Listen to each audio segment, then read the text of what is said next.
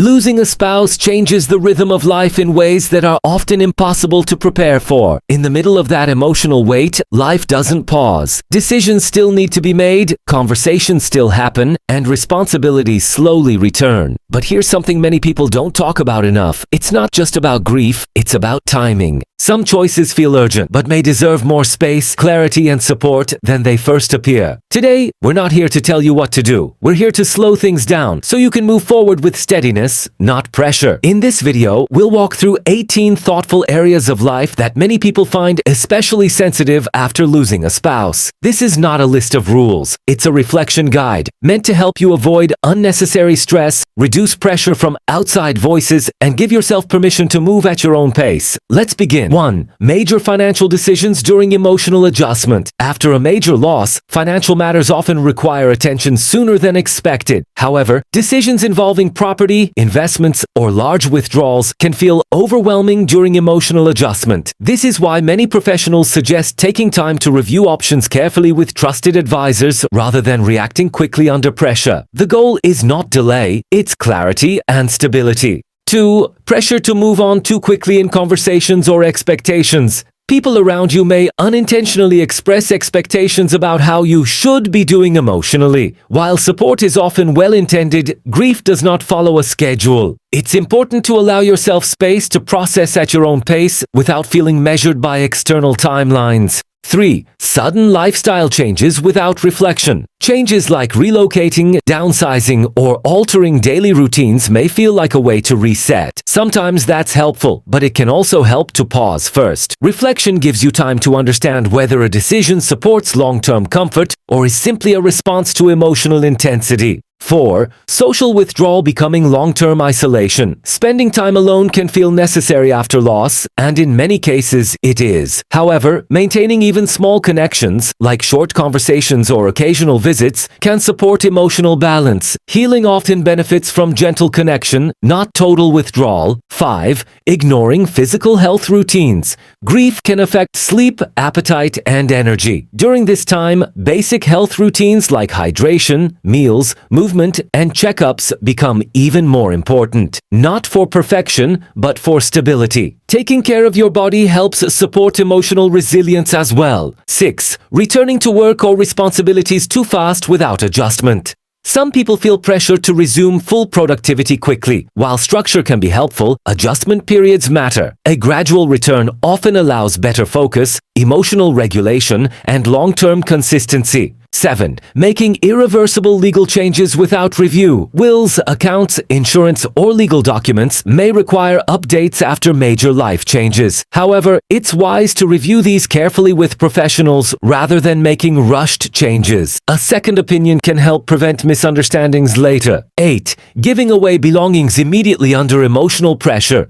Personal items carry emotional meaning. Some people feel ready to sort them quickly, while others need time. There is no correct timeline. What matters is that decisions about belongings feel intentional, not pressured. 9. Avoiding reminders completely. Some people choose to remove all reminders, while others keep everything unchanged. A balanced approach often helps, keeping meaningful items while allowing space for gradual adjustment. This creates emotional breathing room without feeling disconnected. 10. Entering new relationships without emotional readiness. Companionship is a natural human need. However, emotional readiness varies from person to person. Taking time to understand your feelings and identity before forming a new relationship can help ensure healthier, more stable connections later. 11. Over-reliance on one source of emotional support. It's natural to lean on someone heavily during grief, but depending entirely on one person can create emotional imbalance. A mix of support, family, friends, community, or counseling often provides more stability.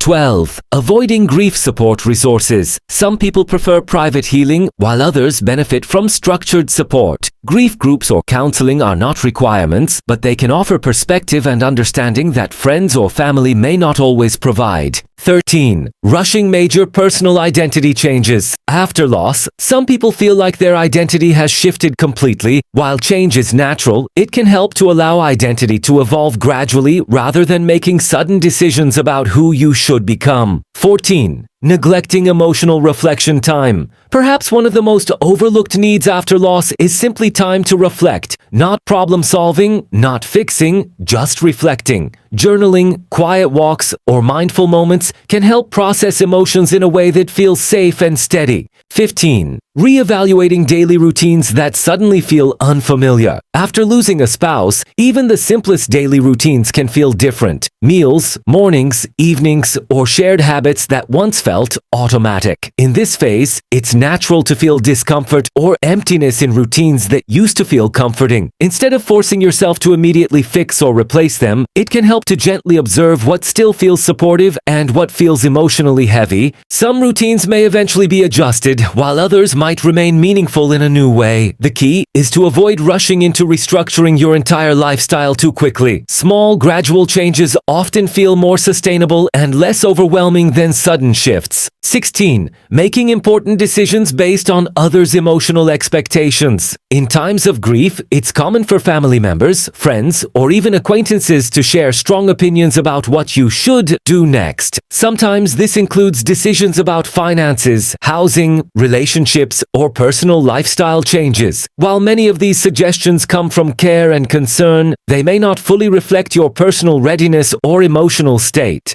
It's important to recognize the difference between supportive input and emotional pressure. Taking time to filter advice through your own needs and comfort level can help you make decisions that are truly aligned with your well-being rather than external expectations. You are allowed to move at a pace that feels right for you. 17. Forgetting to rebuild a sense of personal identity over time. When someone shares many years of life with a spouse, identity naturally becomes deeply connected to shared roles, routines, and experiences. After loss, it can feel unclear where you begin as an individual again. This is not something that needs to be solved quickly. Rebuilding identity is often a gradual process that unfolds through small experiences, rediscovering interests, reconnecting with personal values, or exploring new routines. It is not about replacing the past, but about gently expanding your present life. Allowing yourself to evolve slowly can help create a sense of meaning that is grounded in who you are today, not only who you were in the shared life you had before.